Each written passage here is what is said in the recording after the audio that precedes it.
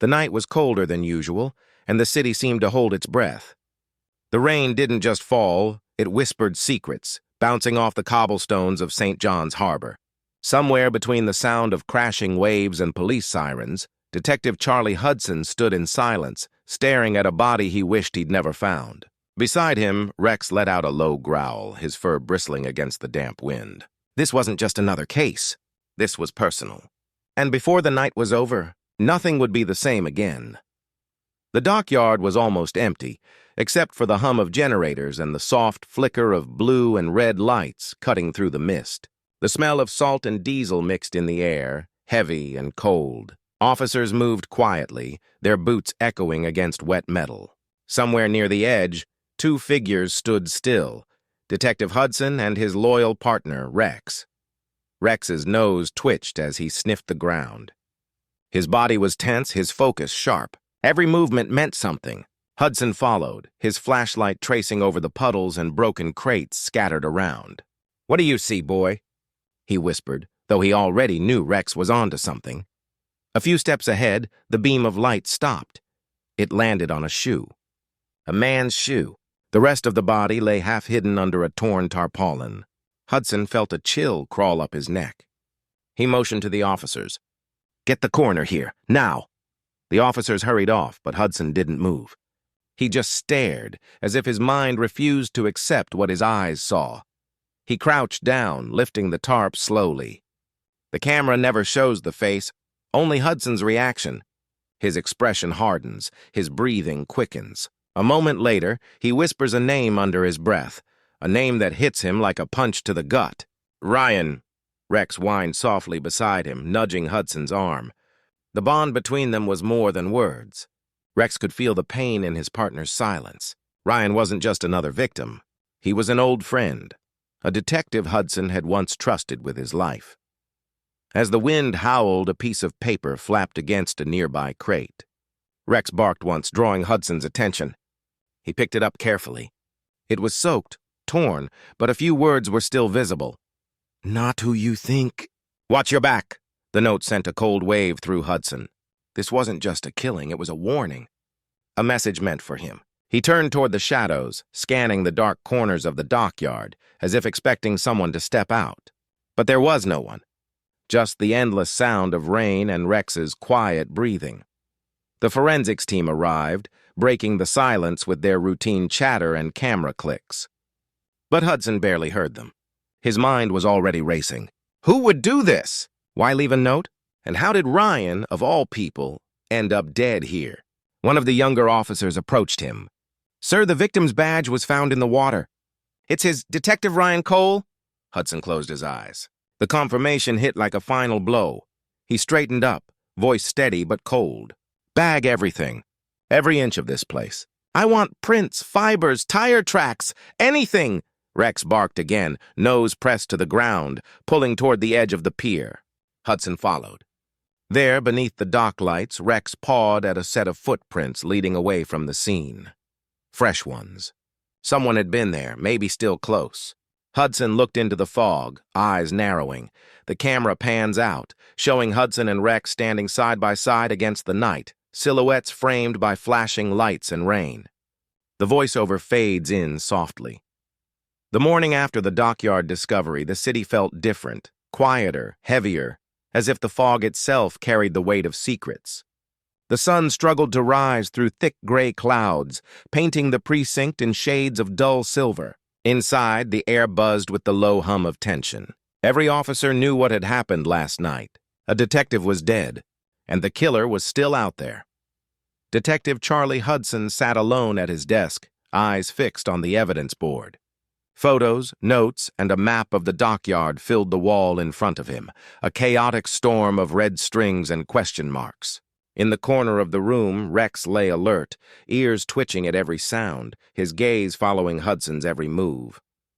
The partnership between them wasn't just professional, it was instinctive, almost telepathic.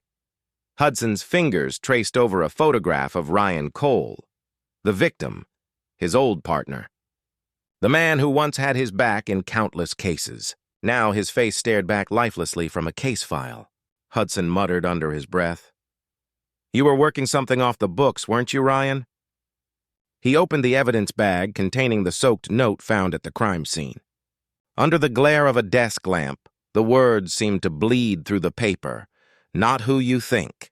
Watch your back. Hudson's jaw clenched. The message wasn't random. It was meant for him. Sarah Truong, the forensics expert, entered quietly, holding a folder. Charlie, we ran everything. The notes paper came from a police notepad. Our issue only. The fibers match what we use. Hudson's eyes narrowed. So whoever left it works with us. Sarah nodded grimly. Or used to. The realization burned in his chest.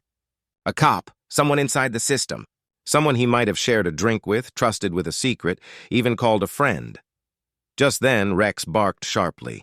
He jumped from his spot and ran toward the door, nose pressed against the crack. Hudson followed his lead. What is it, boy?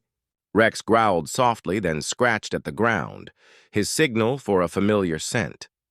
Hudson leaned closer, recognizing it instantly.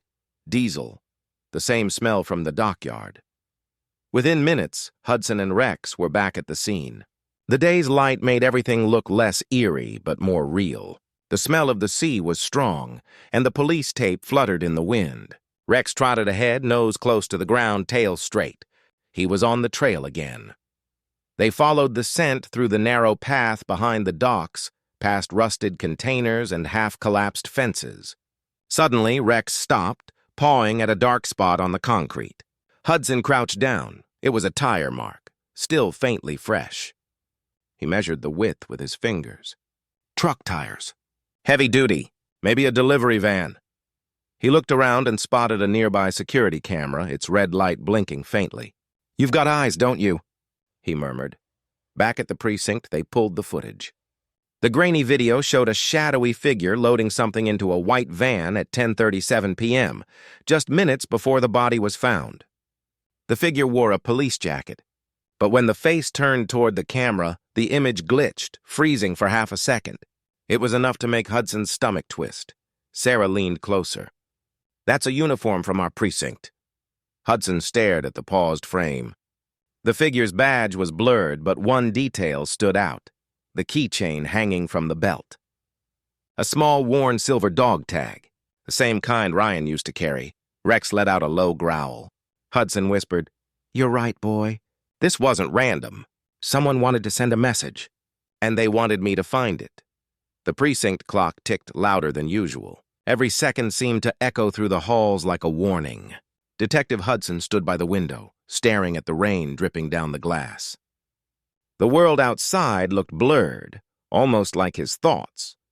Behind him, the low hum of chatter filled the room, but he heard none of it. His mind was locked between grief and suspicion. He had been in this game long enough to know one truth. When a case feels personal, that's when you're most likely to make mistakes. Yet this one was personal. Ryan wasn't just another detective. He was a brother in arms, a man Hudson had trusted through years of danger and doubt. And now his body lay cold because someone in their own department wanted it that way. Rex paced near the door, restless. His instincts were sharper than any human's, but even he could feel Hudson's hesitation. He barked once, a soft, impatient sound, trying to snap his partner out of the storm inside his head. Hudson turned, eyes softening. I know, boy. I just don't know who to trust anymore. That was the truth gnawing at him. The evidence pointed inward, to the people he worked with every day. The same people who wore the same badge, took the same oath. Every friendly face now looked like a mask hiding a secret. Every good morning in the hallway sounded like a lie. Sarah entered the room quietly, carrying new test results. Charlie, she said carefully, we found fingerprints on the van door. Hudson looked up. And? She hesitated. They match someone from our unit. Hudson froze. For a moment, the air seemed to vanish. Who? Sarah placed the folder on his desk. Hudson opened it slowly, eyes scanning the report. The name burned into his brain. Detective Mason Clark. Mason. The same officer who'd trained under him. The same man who'd once said, "You're the reason I became a cop." Hudson slammed the folder shut, his jaw tightening. No, there has to be a mistake. The room went silent. Even Rex stood still, watching Hudson carefully. The detective took a deep breath, trying to steady himself. His mind flashed back to late nights in the field with Mason, sharing coffee, chasing leads. Mason wasn't just a colleague, he was family. But now, family looked like the enemy. Hudson rubbed his temples, voice cracking just slightly. If this is true, then everything I thought I knew is a lie. Rex whined softly, stepping closer. He placed his paw on Hudson's knee, a gesture of silent comfort. Hudson looked down at him and gave a small, broken smile. "You're the only one I can count on, huh?" The voiceover drifts in, quiet but heavy. "In the line of duty, you swear to protect the truth. But what happens when the truth protects no one?" Later that night, Hudson sat in his car outside Mason's apartment. The street was empty, rain falling in steady sheets. He watched the building, headlights off, engine humming low. Rex sat in the passenger seat, eyes fixed forward. They were partners, silent, waiting, ready. Hudson's hand hovered over his badge. His reflection in the windshield looked like a stranger. Tired eyes, clenched jaw, haunted heart. He whispered, "If he's guilty." "Then I failed him long before this." The rain grew louder. The streetlights flickered. Somewhere in the shadows, a figure moved past the window of Mason's apartment. Hudson tensed, instincts flaring. Rex growled softly. Something was off. Before Hudson could react, his phone buzzed. A new message. No name, no number. Just one line. "You're looking in the wrong direction, detective." Hudson's blood ran cold. He stared at the message, then at Rex, who was already alert, growling toward the darkness ahead. The night didn't roar, it whispered. The city was wrapped in stillness, the kind that feels too calm before a storm. Streetlights flickered like dying stars, and puddles mirrored the broken glow of neon signs. Hudson's car rolled to a slow stop near an abandoned warehouse at the edge of the harbor. The same docks where Ryan's body had been found days ago. Rex jumped out first, paws landing softly on the wet ground. His breath misted in the cold air as he scanned the darkness ahead. Hudson followed, flashlight in hand, gun holstered but ready. He'd been chasing shadows all week, half-truths, dead ends, and faces he couldn't trust. But tonight felt different. Tonight he could sense something waiting for him. The warehouse loomed in silence, a giant skeleton of steel and rust. The metal doors creaked open as Hudson stepped inside. His flashlight cut through the dark, catching glimpses of forgotten crates, broken glass, and a faint trail of muddy footprints leading deeper in. "Rex," he whispered, voice steady. The dog moved ahead, low and cautious, his nose twitching. Every echo in the distance made Hudson's heart beat faster. Somewhere inside this hollow maze of shadows was the answer, the truth that had been hiding in plain sight. And then, a sound. A faint click. The sound of a gun being cocked. Hudson froze. His flashlight darted toward the noise, but all he saw was a figure, a silhouette, standing in the far corner. The beam of light trembled for a split second before settling on the familiar outline of a man. Mason Clark. "Mason," Hudson said quietly, lowering his gun just slightly. "You've got to tell me what's going on. Why was your fingerprint on the van?" Mason didn't move. His voice echoed softly across the room. "You shouldn't have come here, Charlie." Hudson's grip tightened. "You think I'd just walk away? Ryan's dead. I need to know why." Mason stepped into the light now, his face grim, tired. "You don't understand. Ryan wasn't who you thought he was." The words hit like a bullet. Hudson frowned. "Don't do this. Don't twist his name. He was one of us." "He was," Mason said, "until he wasn't. He was working both sides. Someone inside the department is feeding intel to smugglers, and Ryan found out. He tried to expose them, but they got to him first." Hudson shook his head slowly. "So why the note? Why your prints on that van?" Mason's eyes lowered. "Because I was trying to save him. I met him there that night, tried to get him out before it was too late. But when I got there..." He paused, his voice breaking.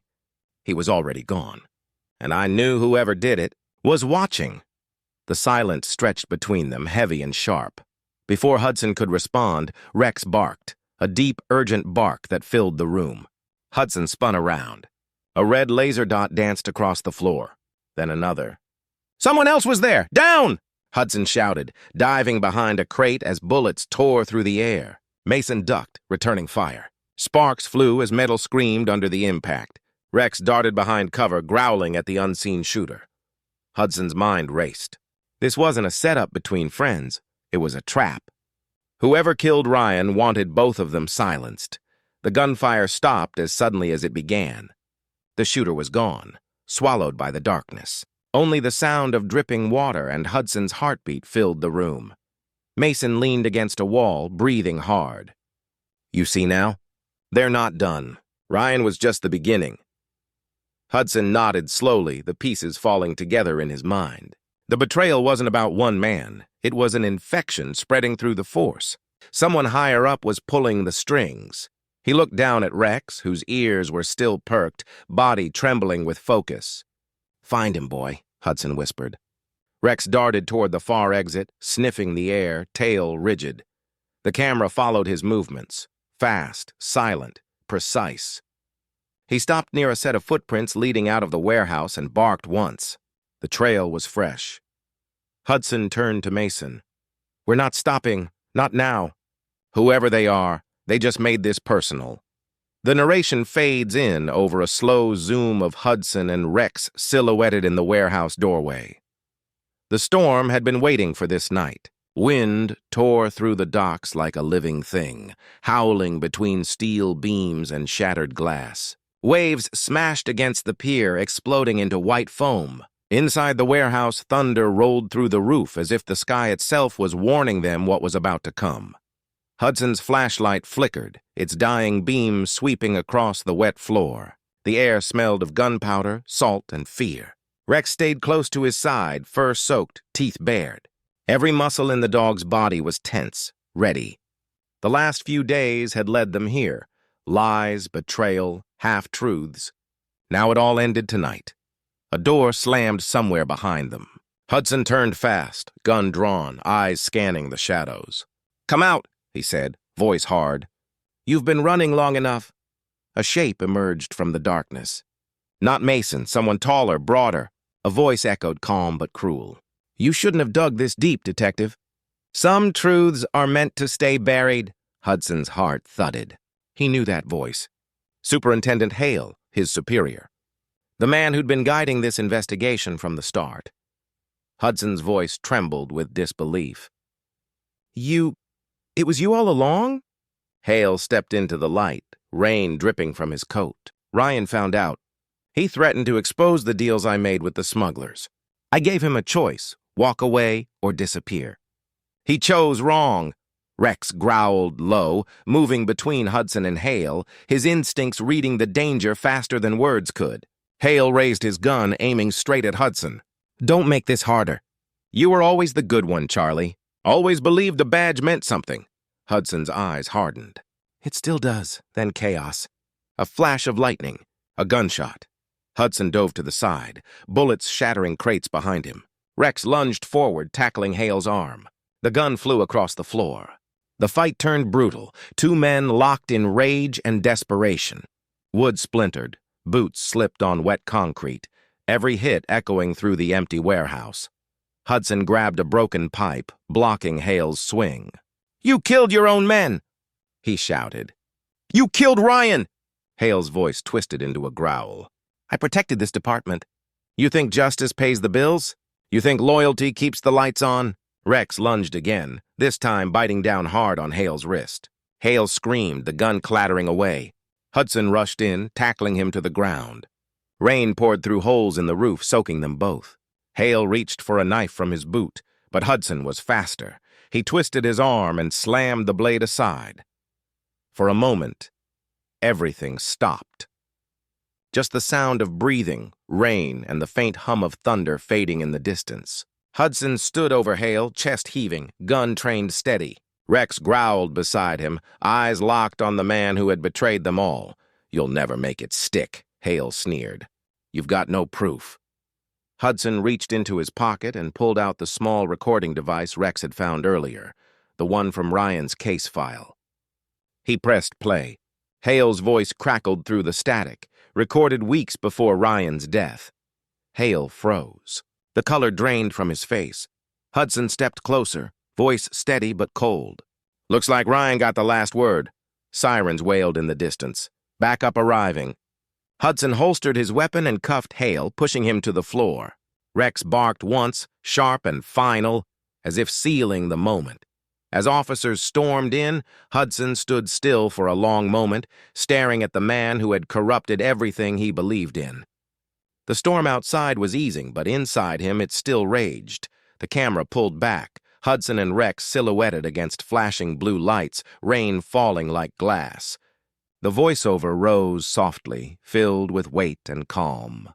The storm had passed, but it left its fingerprints everywhere. The sky above St. John's was still bruised from the night before, streaks of gray and silver stretching across the horizon. The city was quiet again, but not peaceful. It was the kind of quiet that follows chaos, a silence that doesn't soothe, only reminds. The camera drifts slowly through the police precinct, empty desks, cold coffee cups, a bulletin board still filled with photos of Ryan Cole and red strings connecting fragments of truth. The chaos of the last few days had been replaced by the stillness of realization. Hudson sat alone in the observation room, the window reflecting his tired eyes. The room was filled with the hum of the overhead light and the faint scratch of a pen against paper. Across the hall, Superintendent Hale sat in an interrogation room, hands cuffed, eyes hollow. Justice had been served, but victory didn't feel like a celebration. It felt like a scar. Rex rested by the door, head on his paws, watching Hudson quietly. He understood more than most humans ever could.